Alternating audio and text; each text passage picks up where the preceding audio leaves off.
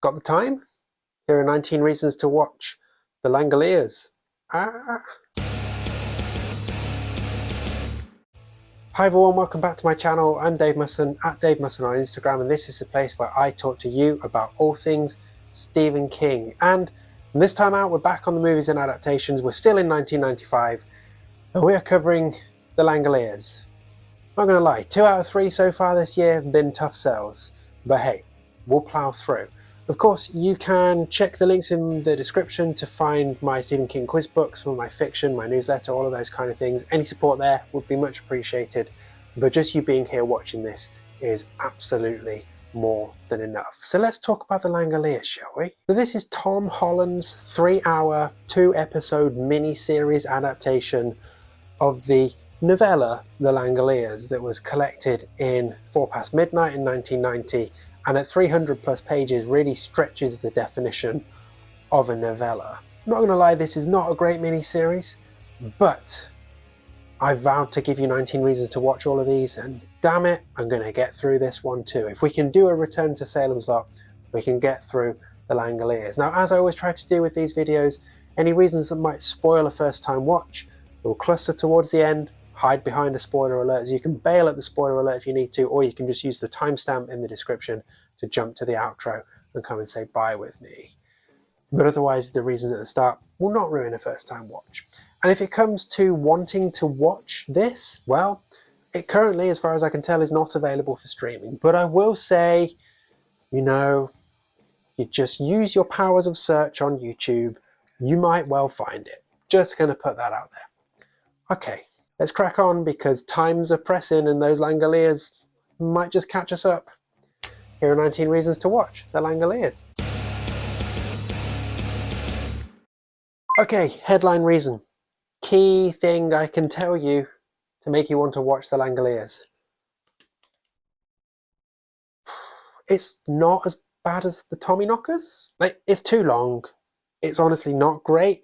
Does have some fun moments though, and the depictions of the Langoliers kind of worth watching just for that, really. It's one of those iconic moments of King pop culture. So yeah, I guess it is worth watching. Or maybe just watch the scene with the Langoliers in. But I'm biased anyway. I seem to think that everything is worth watching at least once, even the bad stuff, so maybe I can't be trusted on this. So this is another frustrating one. We've got talent behind the camera here. We've got Tom Holland directing, and we've got Tom Holland writing with King for the screenplay. And it just goes to show that sometimes you just can't get round dodgy source material.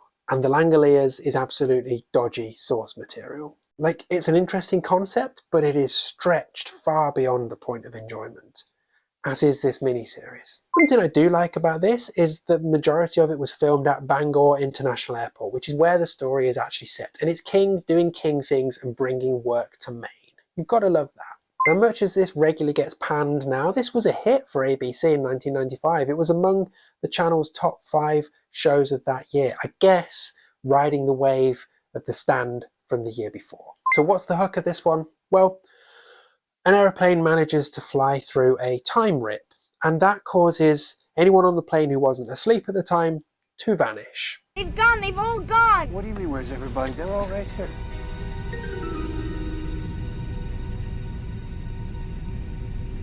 And those passengers who were asleep wake up to find an empty plane. Now luckily one of the sleeping passengers also happens to be a pilot, so they're able to land the plane in Bangor. But they realise something isn't right in Bangor. There's no atmosphere, there's no taste, there's no sound, there's no anything there. I know you. It's spoiled.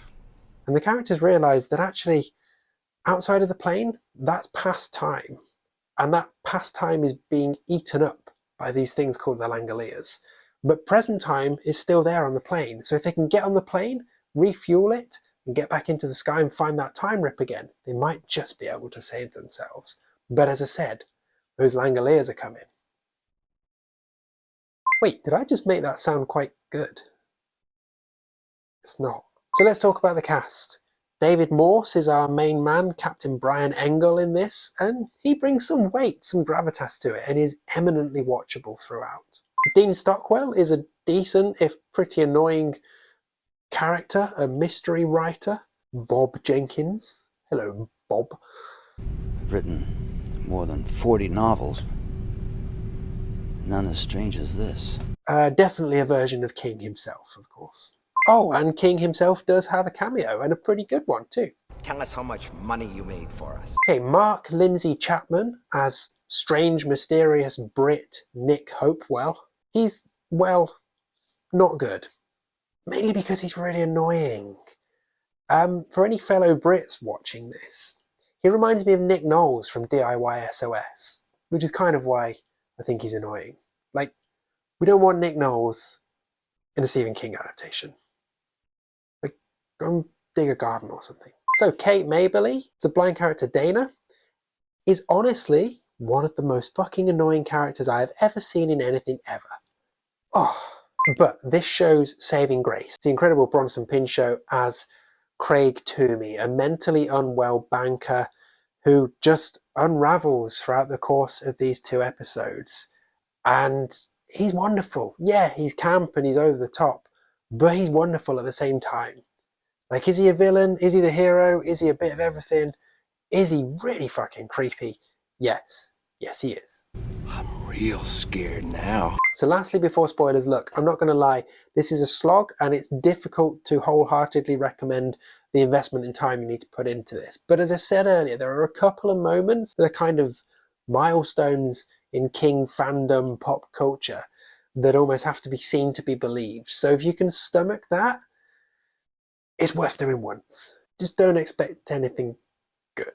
Okay, this is the point where after here I'll be talking about favourite scenes, favourite moments, similarities to the story, things that might ruin a first time watch, so consider this your spoiler alert. If you're going to bail here, please do. You can either leave altogether or you can use the timestamp below to jump out to the outro. But otherwise, if you're sticking around, that's good, because I've got a few more reasons for you to watch the Langoliers coming right up. Okay, so this one is pretty faithful to the story, as you would expect from the runtime. And yeah, there are a lot of similarities. Both are too long and not that good. There are, though, some decent moments, particularly the part where Toomey has full on unravelled and is having a board meeting with his company, chaired by King himself, in the middle of the runway, while all the Langoliers are zipping around him. Yeah, that bit's great, like some crazy fever dream. Bring it on. I lost $43 million!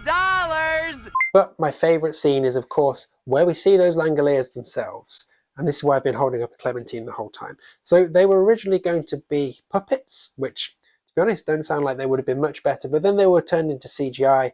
And yeah, the CGI is sort of legendary as some of the worst CGI ever to be captured on screen. And they essentially look like Clementines with teeth that sort of eat your screen like a really shit screensaver. Or at least that's my opinion. But watch the scene yourself and make up your own mind.